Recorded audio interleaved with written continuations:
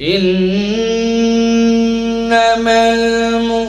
المؤمنون الذين إذا ذكر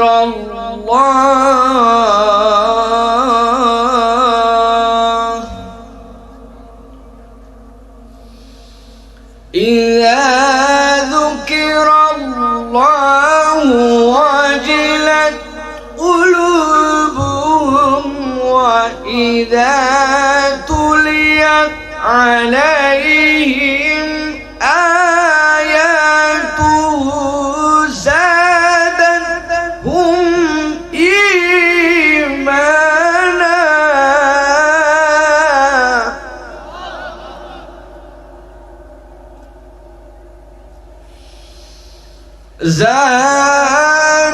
زادتهم إيمانا وعلى ربهم يتوكلون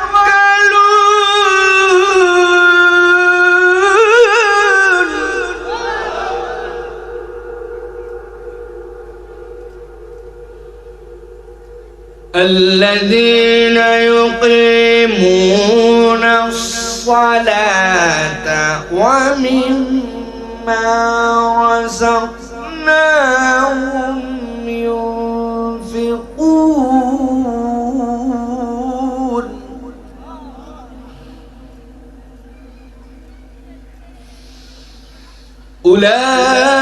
أولئك هم المؤمنون حقا لهم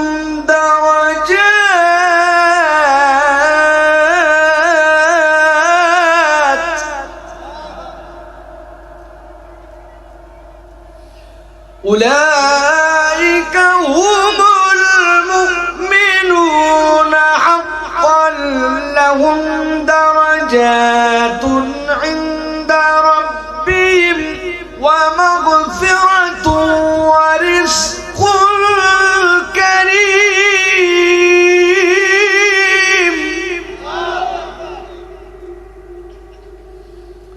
ومغفرة ورزق كريم. وقال الله سبحانه وتعالى إن الله وملائكته يصلون على النبي يا أيها الذين آمنوا صلوا عليه وسلموا تسليما. اللهم صل على محمد وعلى آل محمد كما صليت على إبراهيم وعلى آل إبراهيم إنك حميد مجيد. اللهم بارك على محمد وعلى آل محمد كما باركت على إبراهيم وعلى آل إبراهيم إنك حميد مجيد. الحمد لله আল্লাহ রাব্বুল আলামিনের কাছে শুকরগুজার হচ্ছি যে আল্লাহ রাব্বুল আলামিন আমাদেরকে আজকে বাংলাদেশের ঐতিহ্যবাহী জেলা টাঙ্গাইলের দেলদুয়ার দুবাইল হাফিজিয়া মাদ্রাসা এতিমখানার উদ্যোগে হাফেজ ছাত্রদের দস্তারবন্দি উপলক্ষে আজকের এই 32তম তাফসীরুল কোরআন মাহফিলের এই অধিবেশনে আমাদেরকে আসার বসার তৌফিক দান করলেন। এজন্য আল্লাহর কাছে আমরা কৃতজ্ঞ হচ্ছি, সকলে বলছি আলহামদুলিল্লাহ।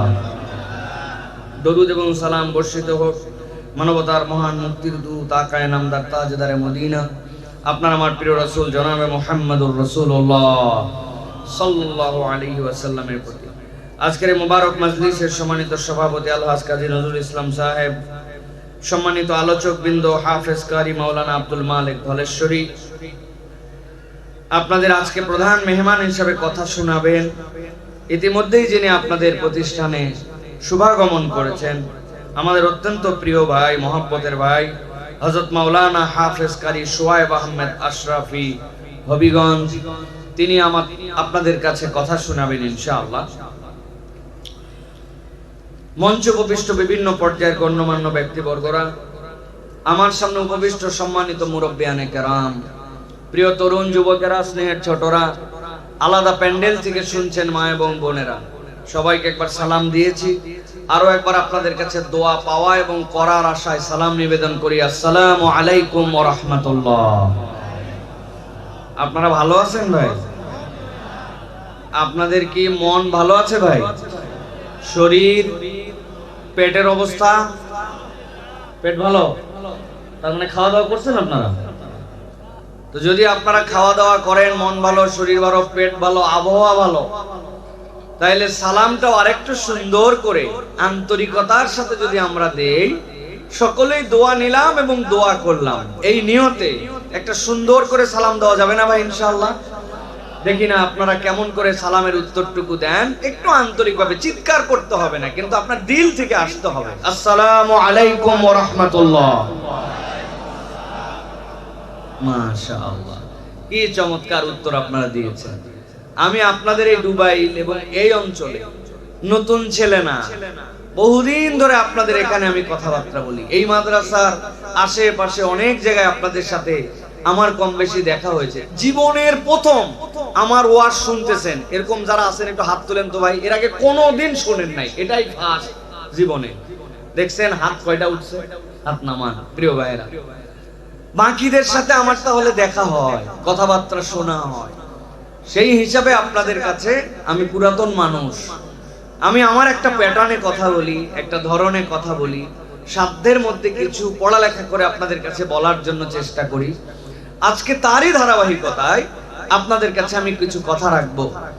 এরপরে ইনশাআল্লাহ আমাদের সোহেব আহমেদ আশরাফি ভাই আছেন, আপনাদেরকে ইনশাআল্লাহ তিনি মুগ্ধ করে দিয়ে যাবে। ইনশাআল্লাহ বলেন।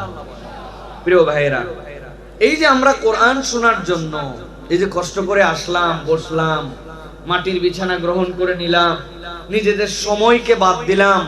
বাড়িতে থাকলে কেউ আপনাকে বকাবকি করতো না যে তুমি বাড়িতে কেন, আগামীকালকে তাহলে এলাকায় থাকা হবে না, এরকম বলার কোনো সুযোগ ছিল না। কিন্তু এই যে আমরা আগ্রহ নিয়ে আসলাম, আমি জানতে চাই সবাই কি এই আগ্রহ নিয়ে আসতে পেরেছে ভাই? বুঝে বলেন, আসতে পারছে সবাই? তাহলে আসলো না কেন? হৃদয়ের মধ্যে তার দাগ কাটলো না কেন?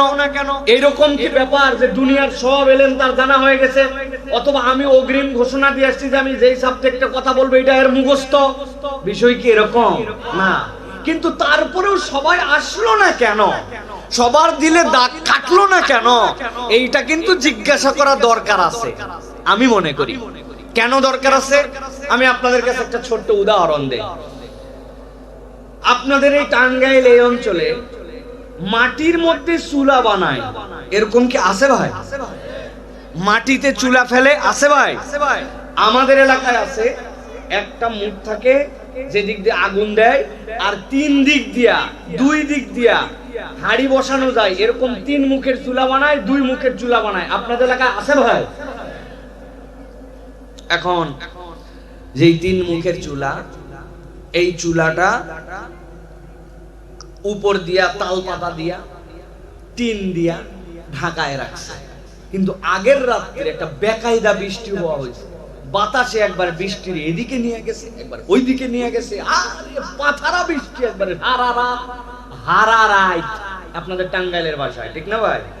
হারারাইট এমন বৃষ্টি হওয়া হয়েছে। এখন ওই চুলা, কিছু পানি গেছে সাইডে, কিছু পানি গেছে ভিতরে, চুলা গেছে স্যাঁতস্যাঁতায়া। এই চুলা ডাইরেক্ট ধরানো ঝাউলামার কাসালার আছে না ভাই? বাপরে জোরে জোরে রুকু, বাপরে জোরে জোরে সিজদা, দুই রুকু সিজদার মধ্যে হাতে কোনো সময় নাই, এত পেরেশানি। হ্যাঁ, দুই সিজদার মধ্যে টাইম নাই। মসজিদে পড়লে, লোকের সামনে পড়লে তাও ধীর স্থির পাওয়ার পরে, আর ব্যক্তিগতভাবে পড়লে তো ওরে বাবারে বাবারে বাবা, ওই সময় গতিয়ে ঝড় উঠায় ফেলে। এরকম মুসল্লি কি টাঙ্গাইলে আসেনি ভাই? একটু বুঝে বলেন আরেকবার, আসেনি ভাই? খবরদার আর আসে জানি বলেন না, বলেন আমরা। ও আসে মানে কারা? তারা উনারা কারা? আমরা। আসে বলতে কি মজা লাগে। অমুক অমুক উত্তর পাড়ার, দক্ষিণ পাড়ার অমুক আছে, অমুক আছে। আরে অমুক নাই, হে অমুক তো আমি। আসে মানে আমরা। প্রিয় ভাইয়েরা, তাহলে আজকে আমরা এই যে এখানে চলে আসলাম, কোরআন শোনার জন্য। এটা আমাদের ঈমান বাড়ানোর একটা ট্যাবলেট, ঠিক কি না? আল্লাহ রাব্বুল আমিন যেন আমাদের এই আশাকে, আমাদের এই বসাকে, আমাদের এই আয়োজনকে যেন আল্লাহ রাব্বুল আমিন কবুল করেন, বলেন আল্লাহুম্মা আমিন। তাহলে আমরা কোরআনুল কারীম থেকে, যেহেতু তাফসীর মাহফিল বলেছেন, আমি আপনাদের কাছে ঘন্টা খানিক কথা বলবো নিয়ত করেছি। আমি আপনাদের এখানে উঠেছি 9:30টায়। ইনশাআল্লাহ আমি ঘন্টা খানিক আপনাদের কাছে কথা বলার জন্য চেষ্টা করব। এরপরে আশাবি ভাই আসবেন ইনশাআল্লাহ। বেশি রাত করে আপনাদেরকে কষ্ট দেওয়া হবে না ইনশাআল্লাহ। যে কথাগুলি বলার জন্য নিয়ত করেছি এবং যে কথাগুলি বলবো মনে করেছি, এই কথাগুলি আপনাদের কাছে ইনশাআল্লাহ জানিয়ে দিয়ে দেওয়ার জন্য চেষ্টা করব। আপনারা কি শুনতে রাজি আছেন ভাই? মেন্টালি প্রিপেয়ার্ড আছেন আপনারা সবাই ইনশাআল্লাহ? কারা কারা রাজি আছেন দেখি দুইটা হাত উঁচু করেন। মাশাআল্লাহ, হাত নামান। সবাই হাত তুলবেন না। যারা আমার বয়সী, মানে যাদের বয়স এখনো 40 বছর হয় নাই, তারা একটু হাত উঁচু করেন তো ভাই। আন্ডার 40, আপনার 40 হয়নি? বাবা, দাড়ি পাইকে শেষ, আপনার 60 পার হয়েছে আপনার। বুঝে হাত তোলেন। যাদের 40 হয় নাই তারা হাত সোজা করেন, হাত সোজা করেন। মাশাআল্লাহ, এবার হাত নামান। এবার 40-এর উপরে কারা, তারা দেখি হাত তোলেন দেখি ভাই। প্লাস 40, ওরে সুবহানাল্লাহ, মুরব্বিরাও প্রচুর পরিমাণে আসছে, আলহামদুলিল্লাহ। এবার সবাই মিলে একটা টান টান করে হাত তোলেন, দুই হাত শক্ত করে তোলেন। তুলছেন সবাই? এবার ডানে বামে একটু তাকায় দেখেন কারা কারা উঠাতে পারে নাই। তুলছে সবাই? তুলছে? সোজা হইছে হাত, সোজা করেন এইরকম একদম বুক বরাবর। বুকের হাড্ডিটা ফুটান, একটু পিছন দিকে টানা দেন। দিছেন? মাশাআল্লাহ। এবার একটু হাতটা সোজা করেন, হাতটা একটু নড়াচড়া দেন। আশপাশে হাতের সাথে হাত লাগুক, একটু নড়ান।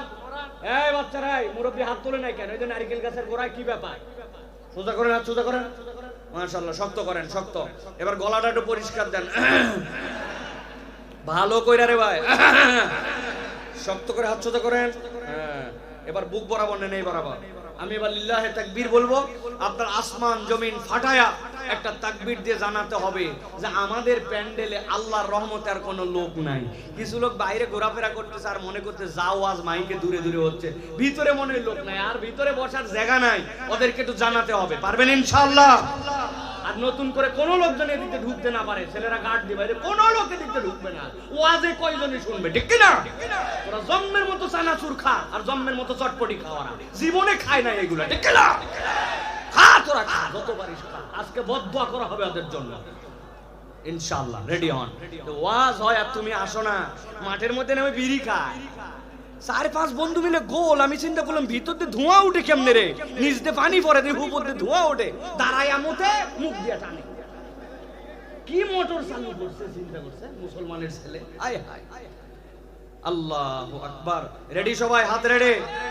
পারবেন এটা তাকবীর দিতে? পারবেন? বুঝেন কিন্তু, পারবেন তো? গলা থাকলে কি গেলে কি? আমাদের মাহফিল আছে একবারে এপ্রিল পর্যন্ত, আপনাদের তো এই মাঠে এই বছরে শেষ। রেডি সবাই? পারবেন ইনশাআল্লাহ? মুরব্বি এরকম করে হাত দিলে কেমনে পারবেন আপনি? আগের থেকে তো ফাঁকি ঝুঁকি দেওয়ার চিন্তা করছেন। রেডি? রেডি? একটা তাকবীর দেন। লিল্লাহে তাকবীর, লিল্লাহে তাকবীর। আল কোরআনের আলো, আল হাদিসের আলো। তোমার নেতা আমার নেতা, তোমার নেতা আমার নেতা। আলেম ওলামা যেখানে, আল্লাহর আইন যেখানে। আমার বান্দা ভয় পেয়ে যাস না, আমি আল্লাহ রাব্বুল আলামিন তোর জন্য অফার দিলাম। ওয়া মান ইয়ামাল সুআন, তোমাদের মধ্যে যে কেউ কোনো ভুল করে ফেলবে, গুনাহ করে ফেলবে, অপরাধ করে ফেলবে, সেইটা হতে পারে নফসের কারণে, হতে পারে শয়তানের ওয়াসওয়াসায়, হতে পারে তার কোনো ভুলভ্রান্তির কারণে। আল্লাহ বলতেছেন আউ ইয়াজলিম নাফসাহু, অথবা তার অন্তরের প্রতি সে জুলুম করে ফেলেছে। আল্লাহ বলছেন ওই মানুষগুলা সাথে সাথে আল্লাহর কাছে যেন একটু ফেরত আসে। তোর যত অপরাধ থাকুক না কেন, তোর যত ভুলভ্রান্তি থাকুক না কেন, তুই অন্তরের প্রতি যতই জুলুম করিস না কেন, আমি আল্লাহ বললাম সুম্মা ইস্তাগফিরিল্লাহ, এরপরে আল্লাহর কাছে ইস্তেগফার করতে শুরু করে, আল্লাহর কাছে ক্ষমা চাইতে শুরু করে। এই ইস্তেগফারের মানে এরকম নয় ওই বান্দা কেবলমাত্র ঠোঁট দিয়ে উচ্চারণ করে না, আল্লাহর কাছে সেই ইস্তেগফার করে মানে রব্বুল আমিন আমি তোমার কাছে ক্ষমা চাচ্ছি, তোমার কাছে আমি সরি হচ্ছি, তোমার কাছে আমি নতজানু হচ্ছি। আমার আল্লাহ বলছেন ইয়াজিদিল্লাহ গফুরুর রহিমা, আমার ওই বান্দা ওই ইস্তেগফারের কারণে আল্লাহ রাব্বুল আমিনের কে গফুর পাবে, ক্ষমাশীল পাবে, আল্লাহকে সে দয়াময় হিসাবে পেয়ে যাবে। সুবহানাল্লাহ। অতএব প্রিয় ভাইয়েরা, আমরা দুনিয়ার বুকে যাই করি না কেন, যত অপরাধী আমাদের থাকুক না কেন, আমাদেরকে মনে রাখতে হবে আল্লাহর কাছে আমাকে স্মরণ হওয়া মাত্র ইস্তেগফারের হালতে যেতে হবে। আর কোন বান্দা যদি একবার আল্লাহর কাছে ইস্তেগফারের হালতে চলে আসে, ওই বান্দা যদি আল্লাহর কাছে ক্ষমা চাওয়ার মতো চাইতে পারে, আল্লাহ রাব্বুল আমিন তার জীবনের সব পাওয়াগুলোকে মিটায় দিবেন। বোনাস হিসাবে তার জীবনে 3টা নিয়ামত আল্লাহ দান করে দিবেন। 1 নম্বরে আল্লাহ রাব্বুল আমিন তার দুশ্চিন্তা থেকে মুক্ত করে দিবেন। 2 নম্বরে তার রিজিকের টেনশন থাকবে না। 3 নম্বরে আল্লাহ রাব্বুল আমিন বান্দার যত কঠিন অবস্থা থাক, ওই কঠিন অবস্থা থেকে আল্লাহ বান্দাকে উদ্ধার করে দিবেন, যদি বান্দা হালতটা ইস্তেগফারের বানায়। সুবহানাল্লাহ। এই জন্য প্রিয় ভাইরা, আমাদের সালাফরা বলতেছেন আমার নবীর কোনো গুনাহ খাতা ছিল না, নবীরা মাসুম ছিলেন, গাইডেড বাই আল্লাহ, গুনাহ করার কোনো চান্সই নাই। কিন্তু তারপরেও নবীজি সাল্লাল্লাহু আলাইহি সাল্লাম প্রত্যেকদিন 70-এর ঊর্ধ্বে 100 বার পর্যন্ত আল্লাহর কাছে ইস্তেগফার করতেন। কেন করতেন? কেননা ইস্তেগফার কেবল আল্লাহর কাছে মাফ চাওয়ার জন্যই নয়, বরং বান্দা ইস্তেগফারের দ্বারা নিজের মর্যাদাটা আল্লাহর কাছে বাড়ায় নিতে পারে। সুবহানাল্লাহ। কত আউল ফাউল কথা বলি, কিন্তু সারাদিন ইহতিসাব করে করে আমরা যদি আল্লাহর কাছে ক্ষমা চাই, রব্বুল আলামিন ইহতিসাব ওয়ালা বান্দাকে পছন্দ করেন। সুবহানাল্লাহ। নবীজি বসে আছেন, আবু বকর, ওমর, ওসমান রাদিয়াল্লাহু তাআলা আলাইহিম আজমাইন সবাই বসে আছেন। জান্নাতের শুভ সংবাদপ্রাপ্ত সাহাবীরা বসে আছেন। নবীজি বললেন এখন যে আসবে সে জান্নাতি। লোকজন একটু চিন্তা করছে, সুবহানাল্লাহ, কে আসে রে, কোন সৌভাগ্যবান দেখি তো। তাকায় দেখে অত পপুলার সাহাবী না, বিখ্যাত মানুষ নন। নবীজির সাহাবী সবাই বিখ্যাত, কিন্তু পরিচিতির দিক দিয়ে ওরকম না। আল্লাহু আকবার। সাহাবীরা চিন্তা করছে এই লোকটাকে নবী জান্নাতি বলে দিল, আহা কি সৌভাগ্য। সাহাবীরা ওই দিনের মতো পার হয়ে গেছে। পরের দিন রাসূলুল্লাহ সাল্লাল্লাহু আলাইহি ওয়াসাল্লাম আবার বলছেন একজন আসবে সে জান্নাতি। লোকজনের মনে পড়ছে, ওহ গতকালকে তো নবীজি একজনকে বলছিলেন, আজকে জানি কারে বলেন। আশ্চর্য হয়ে তারা দেখছে গতদিনও যেই লোক আসছে আজকেও সেই লোক আসছে। সুবহানাল্লাহ। ওনারা তখন নড়ে চড়ে বসছে, কি রে এই লোক কে রে, একটু খোঁজ খবর নাও তো। যাই হোক, তারপরে 2 দিন আল্লাহ নবী বলছেন ভাগে ভাগে হয়তো মিলে গেছে। তৃতীয় একদিন নবীজি বলছেন এখন যে আসবে সে জান্নাতি। লোকজন এবার একটু সতর্ক হয়েছে, আল্লাহ কে জানি আজকে। দেখি আল্লাহু আকবার, উপর্যুপরি 3 দিন একই ব্যক্তি আসছে। সুবহানাল্লাহ। তখন সাহাবায়ে কেরাম টেনশনের মধ্যে নিছে, কি এমন আমল যেই কারণে এই লোক জান্নাতি। নবীজি ব্যাক টু ব্যাক 3 দিন বললেন। একজন সাহাবী বুদ্ধি করে রাত্রিবেলা ওনার বাড়িতে মেহমান হইছে, যাই বলছে ভাই আজকে আপনার বাড়িতে একটু মেহমানদারি করতে হবে, আমার একটু ঝামেলা আছে, আপনার কাছে একটু থাকা লাগবে। ও সুবহানাল্লাহ। সাহাবীরা মেহমান পাইলে খুশি হয়ে যেতেন, কেননা মেহমান তার রিজিক নিয়ে আসে। তারা এটা বুঝতেন মেহমান আল্লাহর পক্ষ থেকে তার বাড়িতে রিজিক নিয়ে আসে। ওই বাড়ির প্রতি রহম না থাকলে আল্লাহর মেহমান ওই বাড়িতে যায় না। সুবহানাল্লাহ। এখন উনি রাত্রেবেলা আসে, খাওয়া দাওয়া তো যেমন তেমন, আর চিন্তা করছে তুমি কি কাজ করো জন্য ভাই 3 দিন আল্লাহ নবী জান্নাতি বলছেন, আজকে দেখে ছাড়বো। উনি খাওয়া দাওয়া করায় উনারে রুমে দিয়ে উনি চলে গেছে। এই বেচারি শুয়ে আছে, কিন্তু জায়গায় শুয়ে আছে, কান খরগোশের মতো খারাপ, কি করে দেখি তো। রাত পার হয়ে গেল, দেখে সুবহানাল্লাহ পাশের রুমে যিনি সাহেব দাওয়াত, উনি দেখি আল্লাহর বান্দা 3 দিনের জান্নাতের ঘোষণা পাইছে। এ দেখি নাক ডাকানি দিয়ে ঘুম, ঘুমকে সে ঘুম। ইনি সারা রাত জায়গা, কোনো টোটা কোনো শব্দ পায় না। ফজরের আজানের সময় উনি উঠছে, ইনিও উঠছে। উঠার পরে 2 জনে মসজিদের নববীতে যাচ্ছে। যাওয়ার সময় উনি বলছে ভাই আমি মেহমান হয়েছিলাম আপনার বাড়িতে, কিন্তু বিনা কারণে না, আমার বাড়িতে খাওয়ার অভাব ছিল না, কিন্তু একটা জিনিস দেখার জন্য আসলাম। কি ভাই? আল্লাহ নবী পরপর 3 দিন আপনাকে জান্নাতি বলেছেন। তো আমি চিন্তা করছি কি আমল আছে আপনার, যে আমলের কারণে আমি আপনার কাছে একটুখানি দেখতে আসছি। হতাশ, সারা রাত দেখলাম ঘুমাই গেছে, না এক্সট্রা কোনো আমল। এই জন্য আমি মনে দুঃখ নিয়ে যাচ্ছি ভাই, বুঝলাম না কেমনে কি। সাহাবী বলছে ভাই যা দেখছেন তাই, আমার এক্সট্রা তো কিছু নাই।